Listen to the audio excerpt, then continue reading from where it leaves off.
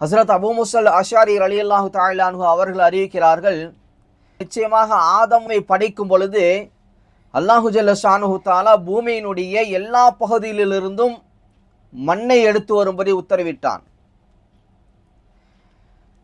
எல்லா மண்களிலிருந்து படைக்கப்பட்ட அந்த ஆதம் அலைஹிஸ்ஸலாத்து வஸ்ஸலாம் அவர்களுடைய பிள்ளைகள் எப்படி வந்தார்கள் தெரியுமா? அவர்கள் அந்த பூமிக்கு தக்கவாறு அவர்களுடைய பிறப்பு இருந்தது என்பதாக இந்த ஹதீஸ் நமக்கு விவரிக்கிறது. எப்படி? ஜா மின்ஹுல் அஹ்மர், அவர்களிலிருந்து செந்நிறம் உடையவர்களும் வந்தார்கள். வல் அஸ்வத், அவர்களிலிருந்து கருப்பினத்தவர்களும் வந்தார்கள். அவர்களிலிருந்து வெள்ளை இனத்தவர்களும் வந்தார்கள் என்பதாக இந்த ஹதீஸ் சுட்டி காட்டுகிறது.